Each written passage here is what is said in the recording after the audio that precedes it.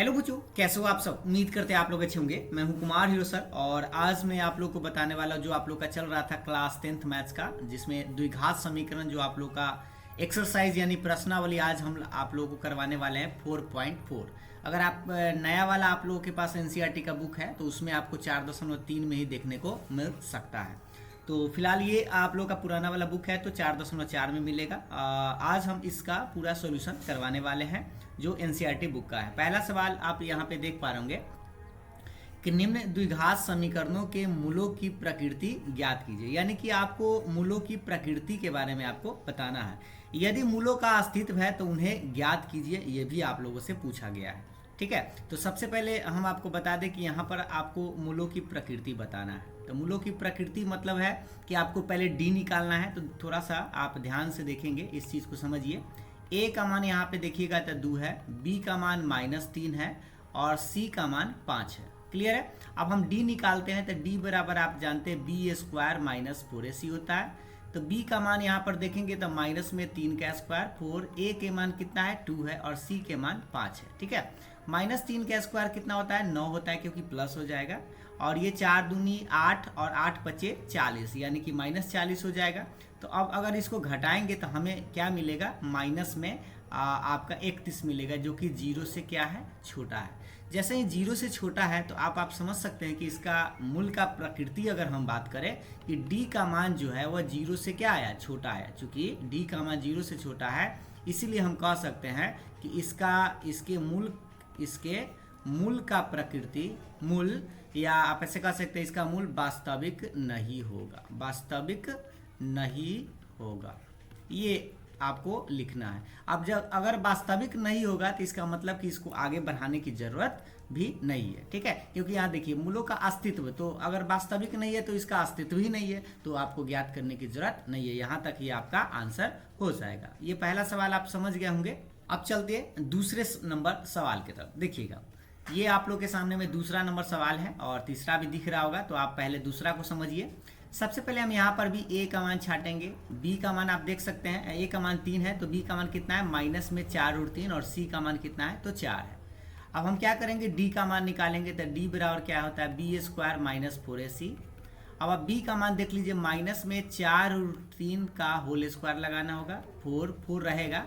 a का मान 3 है और c का मान 4 है। अब इसका स्क्वायर जब करेंगे तो पहले 4 का स्क्वायर करेंगे तो 16 और √3 का स्क्वायर सीधा 3। ठीक है, और ये 4 3 12, 12 चौक 48, यानी कि ये भी आपका 48 - 48, ये भी आपका कितना आएगा 0 आएगा। तो अब आप यहाँ पे देख सकते हैं कि इस बार जो है पक्का पक्की जो है आपका d का मान 0 के बराबर है, इसीलिए इसका जो मूल होगा, इसका मूल वास्तविक और बराबर होगा, वास्तविक और बराबर होगा, वास्तविक और बराबर होगा, बराबर या समान जिसको बोल सकते हैं। तो अब आप देखिए, अगर वास्तविक होगा तो इसका मतलब यह है कि इसको और आगे आपको बढ़ाना है, यानी x का मान भी आपको बताना है। तो x बराबर फार्मूला आपको याद होगा -b + √d और बाई में 2a। ये फार्मूला लगा के आपको आंसर निकालना है। b के जगह देख लीजिए, b के जगह अगर आप यहाँ पे थोड़ा कलर चेंज कर लेते हैं, b के जगह देखिएगा तो आपको नजर आएगा माइनस में 4√3, तो माइनस में 4√3 प्लस माइनस d के मान तो 0 आया है बट्टा में 2, a के जगह कितना है 3 है। ठीक है, a के जगह देख लीजिए कितना है 3 है। अब इससे मान निकालेंगे तो ये माइनस माइनस प्लस हो जाएगा, 4√3, 0 का वर्गमूल तो आप जानते हैं 0 और 3 दूना हो जाएगा 6। अब इसी को आगे बढ़ाते हैं थोड़ा सा इधर ही, 4√3 और बट्टा में 6 प्लस में एक बार और एक बार कितना आ जाएगा माइनस में। इस तरह से आप लिखेंगे। अब आप देखिए इसको काट सकते हैं, इसको चाहे तो काट सकते हैं, 2 और इसका आधा 3 होगा। उसी तरह से इसको काटेंगे तो 2 और इसका 3, यानी ऊपर में आएगा 2√3/3 और ये आएगा 2√3/3। इसको थोड़ा सा और अगर सिंप्लीफाई करिएगा तो हर का परमेकरण या 1/3 में 2√3 होता है, कुछ इस तरह से हम इसको लिख सकते हैं। इसलिए क्योंकि हम इसको काट सकते हैं। देखिए इस तरह से हम इसको लिख सकते हैं, क्योंकि √3 में √3 से तो सीधा 3 आ जाएगा। ऐसा इसलिए क्योंकि ये √3 से √3 कट सकता है, ये भी वो कट सकता है। तो आपका जो फाइनल आंसर आएगा वो कुछ इस तरह से लिखिएगा 2/√3, 2/√3। ये रहा आपका आंसर। इस तरह से अगर आप देखेंगे तो आपका आंसर मिल जाएगा। तो ये तो आप आराम से बना लिए होंगे। अब हम आपको ले चलते हैं ये जो आपका तीसरा नंबर प्रश्न था उस तीसरे नंबर प्रश्न के तरफ। देखिए तीसरा नंबर प्रश्न में आपको सेम उसी तरह से बनाना है। ए का मान आप देख सकते हैं 2 है, बी का मान -6 है और सी का मान कितना है 3 है। तो डी निकालेंगे तो डी बराबर होता है b² - 4ac। बी के जगह देख लीजिए -6 का स्क्वायर 4, ए के जगह 2 है और सी के जगह 3 है। 6 का स्क्वायर ये 36 हो जाएगा और ये 4 दूनी 8 3 24, यानी कि घटाएंगे तो आपका 12 आएगा जो कि 0 से बड़ा है। यानी कि इसका जो मूल होगा वह वास्तविक होगा। इसका मूल क्या होगा, क्योंकि डी का मान 0 से क्या है, 0 से बड़ा है, 0 से बड़ा है। तो इसीलिए हम क्या कहेंगे, इसका मूल जो है इसका मूल वास्तविक होगा, वास्तविक और असमान होगा। वास्तविक और क्या होगा, असमान होगा, असमान, क्योंकि 0 से बड़ा आया है। उसके बाद जो है आपको क्या करना होगा, इसमें x का मान निकालना होगा। तो इसीलिए आप x बराबर फार्मूला लगा दीजिएगा -b + -√d में 2 है। अब यहाँ से आपको थोड़ा सा और आगे बढ़ा देते हैं, इसमें मान आपको निकाल देते हैं। b के जगह आप देखेंगे तो आपको यहाँ पे नजर आएगा -6 है, देखिएगा। तो ये -6 प्लस डी के जगह इस बार 12 आया है बट्टा 2, ए के जगह 2 है, ठीक है।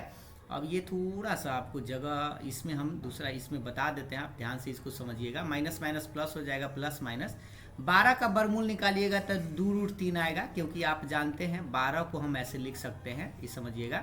12 को हम 2 गुने 2 गुने 3 लिख सकते हैं, एगो 2 निकल जाएगा यानी 2√3 लिख सकते हैं। और बटा में 2 दूनी 4, आप 2 कॉमन ले लीजिएगा ऊपर से पहले, 3 + -√3 और बटा में 4 बचेगा, 2 से आप इसको काट सकते हैं। यानी कि आपका जो आंसर आएगा x बराबर 3 + √3 बटा 2 और एक आएगा 3 - √3 बटा 2, और ये आपका आंसर होना चाहिए। अगर आप मिलाएंगे तो आपका आंसर मिल जाएगा, ये रहा आपका आंसर, ठीक है। थोड़ा सा आप इस बात को समझ गए होंगे।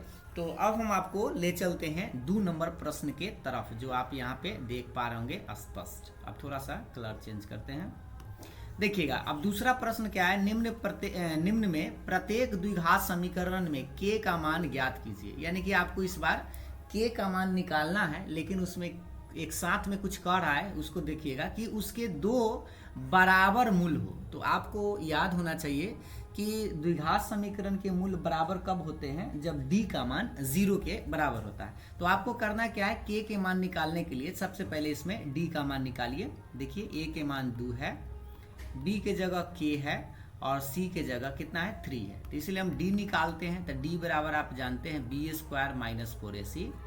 b के जगह इस बार k है तो k², 4a के जगह 2 और c के जगह 3। k का स्क्वायर तो k² रहेगा, 4 दूनी 8 3 हो जाएगा 24, यानी k² माइनस में 24 आया। अब प्रश्न से अगर आप इसको देखेंगे, प्रश्न से क्या कह रहा था कि मूल इसका बराबर है, मूल बराबर है। अब आप बताइए कि मूल बराबर होगा, मूल बराबर कब होगा, जब इस d का मान 0 के बराबर होगा। या प्रश्न से लिखेंगे मूल बराबर है, इसलिए d बराबर 0।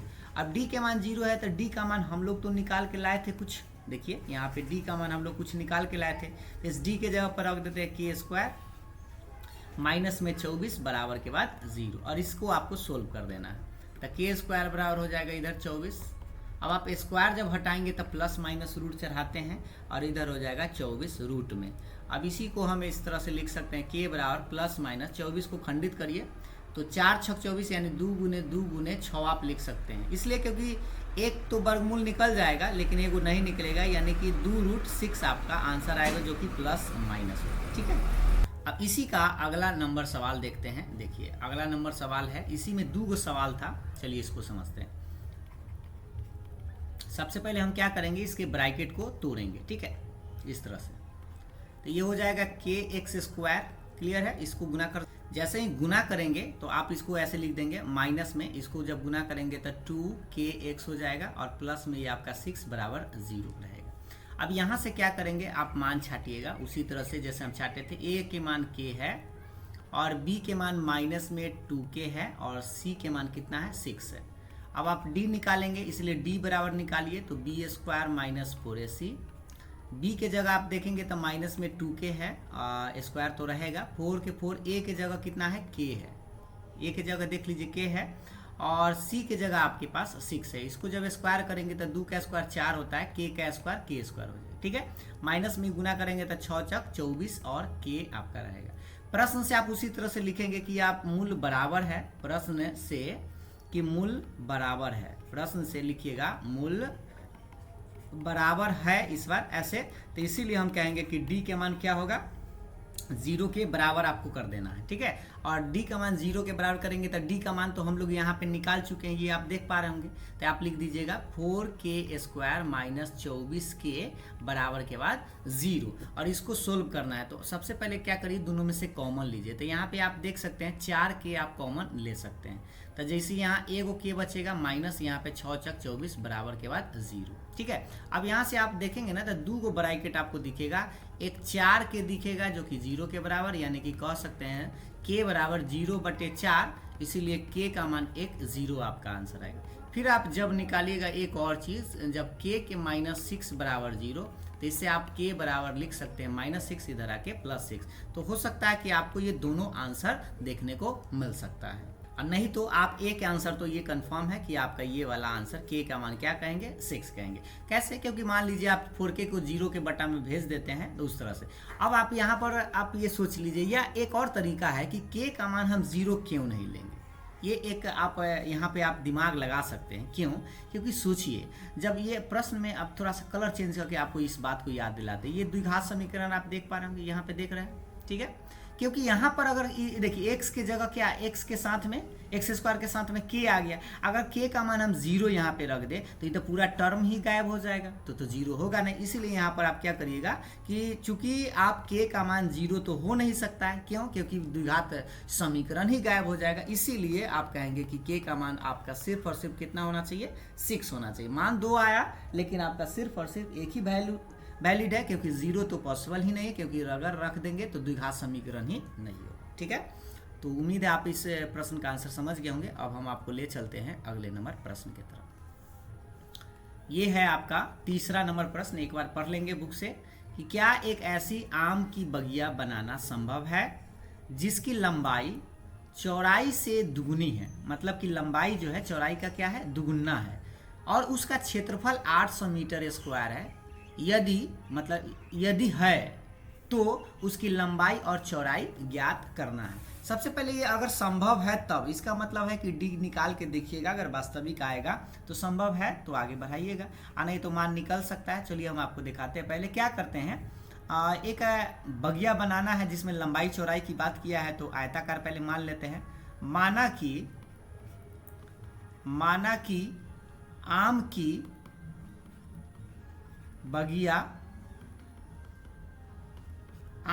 बगिया की लंबाई या चौड़ाई ही पहले मान लेते हैं, चौड़ाई पहले हम मान लेते हैं x मीटर है, कितना है, तो इसीलिए आम के बगिया की लंबाई आपका 2x मीटर हो जाएगा। ऐसा क्यों, क्योंकि यहाँ पर देखिए शुरू में कह रहा था, ध्यान से देखिए, जिसकी लंबाई ये देख रहे हैं चौड़ाई से क्या है, दुगुना है, तो चौड़ाई को अगर हम x माने हैं तो उसका लंबाई तो दुगुना हो जाएगा, यानी 2x हो जाएगा। अब आप उसके बाद ये क्षेत्रफल दिया गया है तो लंबाई और चौड़ाई है तो आयताकार ही होगा। तो हम क्या करते हैं, प्रश्न से लिखते हैं, प्रश्न से इसका क्षेत्रफल, बगिया का क्षेत्रफल दिया है, कितना दिया है, 800 मीटर स्क्वायर, ठीक है। अब आप जानते हैं कि बगिया किसके आकार का होगा, आयत के आकार का, तो इसको लिख देंगे लंबाई गुने चौड़ाई बराबर में 800, और लंबाई का मान आप देख सकते हैं x है, चौड़ाई का मान आपका 2x है, बराबर के बाद आपका 800 रहेगा। अब ये तो सिंपल सी बात है, इसको गुना कर सकते हैं, तो 2x स्क्वायर बराबर 800 है, तो ये तो डायरेक्ट आपको इसको काट के आप निकाल ही सकते हैं। तो x स्क्वायर बराबर कितना आएगा, डायरेक्ट आपका 400 आएगा। अब यहाँ से आप मान निकाल सकते हैं, क्या कि स्क्वायर हटाएंगे तो रूट चढ़ेगा, तो यहाँ पर प्लस माइनस रूट चढ़ाते हैं 400, और 400 का आप जानते हैं कि वर्गमूल होता है 20, लेकिन प्लस माइनस है। आप ध्यान से देखेंगे कि कभी भी लंबाई और चौड़ाई जो है माइनस में आ नहीं सकता है, तो इसीलिए यहाँ पर हम क्या कहेंगे, x का मान सिर्फ और सिर्फ 20 मीटर ही बोलेंगे। और अतः आप लिख दीजिएगा कि आम की बगिया की लंबाई और चौड़ाई, ठीक है, की चौड़ाई पहले हम निकाल देते हैं। चौड़ाई आपका x मीटर था, इसीलिए आपका x के मान 20 मीटर हो जाएगा। एवं लंबाई आप माने थे 2x मीटर, इसीलिए आपका 2 गुने 20 यानी कि 40 मीटर आपका आंसर हो जाएगा। ठीक है, ये आपका आंसर है। तो उम्मीद है ये तो समझ गए होंगे, बड़ी आसान था, बस आपको थोड़ा सा सेटलमेंट करना था यहाँ कि लंबाई जो है वो चौड़ाई के दुगुना है। ठीक है, और क्षेत्रफल भी दिया गया था। अब हम आपको ले चलते हैं अगला नंबर प्रश्न, ये है आप लोग के सामने। एक बार प्रश्न को पहले पढ़ लीजिए। अगला प्रश्न आप लोग के सामने में ये था, देखिएगा ध्यान से, कि क्या निम्न स्थिति संभव है। पहले पूछ दिया है कि संभव है कि नहीं। ठीक है, संभव है तभी आप निकालेंगे, अन्यथा लिख देंगे कि संभव नहीं है। यदि है तो उनकी वर्तमान आयु ज्ञात कीजिए। ये तो कंडीशन लगा दिया पहले कि अगर बन सकता है, संभव है, तो इसका आप वर्तमान आयु निकालिए। किसका? तो दो मित्रों की आयु का योग 20 वर्ष है। मतलब कि दो मित्र है जिसको उम्र का योग जो है 20 वर्ष है। 4 वर्ष पूर्व उनकी आयु वर्षों में का गुणनफल 48 था। ठीक है, तो सबसे पहले हम क्या करेंगे, प्रयास करेंगे कि मान लेते हैं कि दोनों का आयु जो है किस तरह से है। तो माना कि पहले मित्र की आयु, दो मित्र है तो पहले मित्र की आयु पहले मित्र की आयु हम मान लेते हैं कि x वर्ष है। कितना वर्ष है? x वर्ष है। ठीक है, अब x वर्ष है तो इसीलिए हम क्या हो जाएगा कि दूसरे मित्र की आयु जो है वह हो जाएगा 20 माइनस x। अब आप पूछिए कि 20 माइनस x वर्ष कैसे, क्योंकि देखिए दोनों को जोड़कर कितना कर रहा था 20 वर्ष। या आप ऐसे मान सकते हैं कि x एगो के है एगो के y है, तो लिख देंगे कि एक समीकरण की x प्लस वाई बराबर 20, ऐसे कर सकते थे भी। x प्लस वाई बराबर 20, तो इसे y बराबर निकालिएगा तब 20 माइनस x निकल ही जाएगा, y का मान मतलब दूसरा संख्या। तो यहाँ पर डायरेक्ट आप ऐसे लिख सकते हैं 20 माइनस x और एगो x। ठीक है, तो दोनों मित्र का तो हम मान लिए। अब हम प्रश्न से देखते हैं क्या कहता है। 4 वर्ष पूर्व उनकी आयु का गुणनफल। तो पहले 4 वर्ष पूर्व देखते हैं। 4 वर्ष पूर्व उनकी आयु का गुणनफल कितना दिए हुए है? गुणनफल आपका दिए हुए है 48। क्लियर है। अब 4 वर्ष पहले, यानी कि थोड़ा सा इस कलर चेंज करते हैं, ध्यान से देखिएगा। अभी वो 1 साल का है, तो 4 साल पहले मतलब x माइनस 4 होगा, एगो मित्र गुणनफल मतलब गुना देंगे।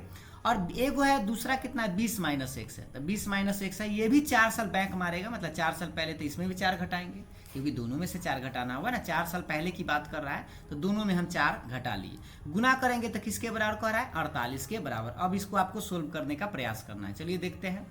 ये x माइनस 4, ये 20 में से 4 घटाएंगे तो ये 16 माइनस x हो जाएगा, और बराबर के बाद कितना? 48। अब इसको थोड़ा सा ब्रैकेट तो तोड़ना ही पड़ेगा।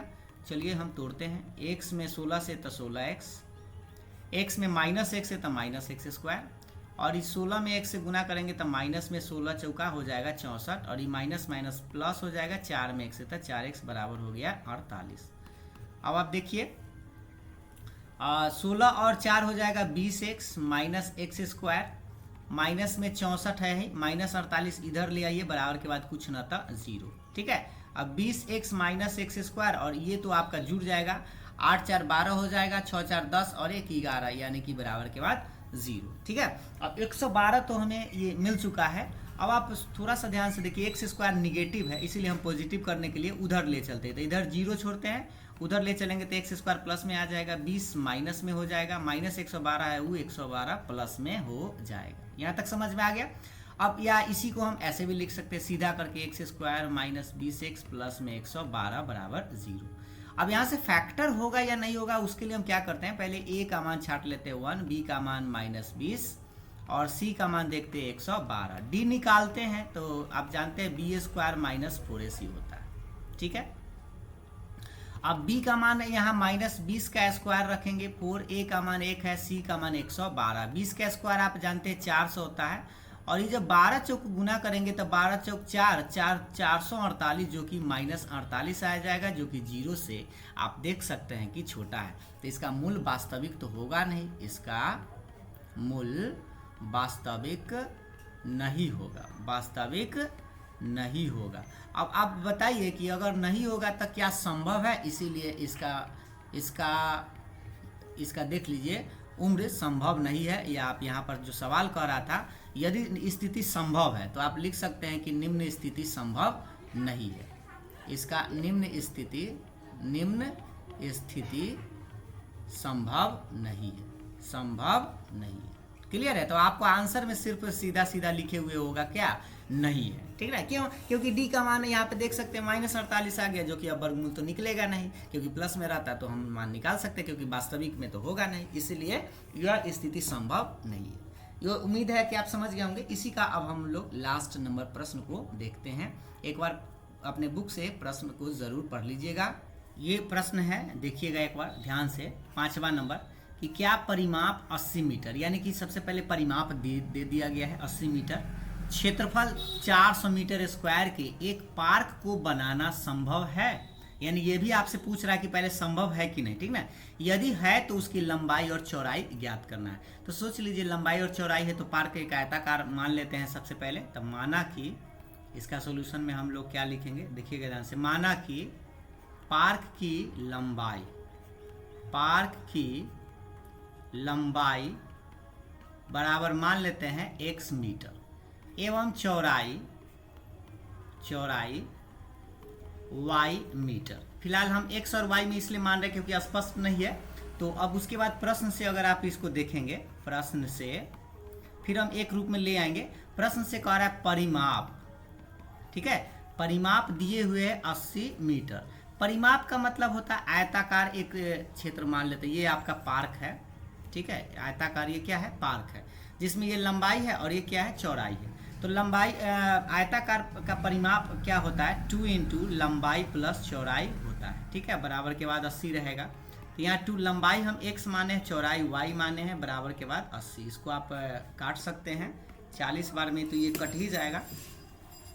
तो इससे हमें एक समझ में आया कि एक समीकरण आपको दिख रहा होगा, x + y = 40। तो इसे कह सकते हैं y बराबर कितना, 40 - x। ये प्लस है तो इधर आके माइनस हो जाएगा। समीकरण 1 इसको आप समझ सकते हैं। तो यहाँ से आपको ऐसे भी समझ सकते कि लंबाई अगर x है तो उसका y यानी कि चौड़ाई जो है 40 - x आएगा। ठीक है, यहाँ से क्लियर हो गया। अब हम क्या करते हैं, इसका क्षेत्रफल दिए हुए था, ठीक है। अब लिखते हैं एवं क्षेत्रफल, पार्क का क्षेत्रफल दिए हुए, कितना दिए हुए है, 400 मीटर स्क्वायर। एक बार देख लीजिए ऊपर में, देख लीजिए यहाँ पे है 400 मीटर स्क्वायर दिए हुए था। तो पार्क आयताकार है तो इसका क्षेत्रफल क्या होता है, लंबाई गुने चौड़ाई, बराबर के बाद आपको लिखना है 400। लंबाई आप देख लीजिए, लंबाई मतलब l x है, चौड़ाई यहाँ पर y है, बराबर के बाद आपके पास 400 रहेगा। ये x रहेगा, ये y जो आपको दिख रहा है, y का मान यहाँ से आप समीकरण 1 में लाए थे, कितना, 40 - x, और बराबर के बाद आपके पास दिख रहा होगा 400। अब यहाँ से आप इसको थोड़ा सा सोल्व करना पड़ेगा। तो चलिए हम थोड़ा सा कलर चेंज करके सोल्व करते हैं। इसको गुना करिए तो ये हमें मिलेगा 40x - x² इस तरह से, और बराबर के बाद आपको दिखेगा 400। तो इसको हम राइट साइड ले जाते हैं, इधर 0 -x² है इसीलिए उधर ले गए हैं, तो प्लस हो जाएगा, प्लस 40 है उधर तो माइनस हो जाएगा, और 400 जो है राइट साइड ही है इसीलिए प्लस में रहेगा। या इसको फिर से आप ऐसे लिख सकते हैं, x² -40x प्लस में 400 बराबर के बाद 0। अब यहाँ से आप क्या करिए, ABCD छांट के देखिए, या फैक्टर अगर संभव है तो डायरेक्ट आप निकाल ही सकते हैं। या चलिए हम a का मान निकाल के देख लेते हैं, a बराबर 1, b का मान -40, c का मान आपके पास कितना है, 400। ठीक है, अब d निकालते हैं तो b² - 4ac होगा, b का मान माइनस में 40 का स्क्वायर, 4a का मान 1 है, c का मान आपके पास कितना है, 400। ठीक है, अब 400 अगर है तो इसको हम स्क्वायर करेंगे तो पहले 40 का स्क्वायर, 4 का स्क्वायर 16 यानी 1600 आ जाएगा, और माइनस में 4 के स्क्वायर 16, 4 दूनी चौका 16 यानी कि यह भी आपका 1600, यानी कि कितना है, 0 आया। तो मूल तो वास्तविक है, मूल बराबर है, मूल क्या होगा इस बार, बराबर है। ठीक है, मूल बराबर है, मतलब कि वास्तविक और बराबर है तो मान तो निकलेगा ही, संभव है तो आप आगे निकाल दीजिएगा। इसीलिए x बराबर -b प्लस माइनस √d और बाई में 2a। b के जगह आप देख लीजिए कितना है, माइनस में 40, d के मान आप लाए हैं 0 बटा में 2, a के मान कितना है, 1 है। ठीक है, अब थोड़ा सा इसी में कलर चेंज करके निकाल लेते हैं। ये 40 आ जाएगा प्लस माइनस 0 बटा में 2, तो एक बार प्लस में लिखेंगे यानी 40 प्लस 0/2 और फिर से एक 40 माइनस 0/2 यानी कि 20, ये सेम चीज़ है। तो आप x का मान निकल गया 20, तो सोचिए दोनों तो सेम है। तो x का मान अगर 20 है तो समीकरण 1 में यहाँ पर रखिएगा 40 माइनस x में, तो y का मान भी कितना आएगा, 20 ही आएगा। तो समीकरण 1 से रख के देखिए, समीकरण 1 से आप क्या लिखेगा, y बराबर 40 माइनस x था, यानी कि 40 में से 20 घटाएंगे तो भी आपका 20 ही आएगा, दोनों तो सेम है। तो इस तरह से कहेंगे लंबाई बराबर भी 20 और चौड़ाई बराबर भी 20। और आपसे क्या पूछ रहा था एक बार देख लीजिए कि उसकी लंबाई और चौड़ाई ज्ञात करें। तो लास्ट में लिख दीजिएगा, अतः थोड़ा सा यहीं पे हम लिख देते हैं, अतः पार्क की लंबाई या लंबाई बराबर, पार्क की लंबाई x था, x बराबर 20 मीटर एवं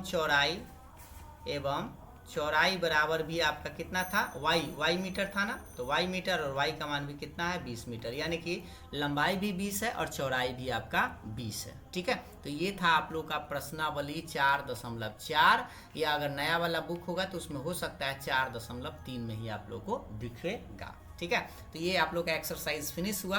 अब हम अगले वीडियो में आपको अगले कोई न्यू चैप्टर से स्टार्ट करेंगे जो कि आप लोग का नया होगा। तो अगर आप लोगों को ये पूरा वीडियो पसंद आया, समझ में आया, तो लाइक शेयर ज़रूर करिएगा और कमेंट करके आप अपना राय विचार ज़रूर दीजिएगा। Thank you.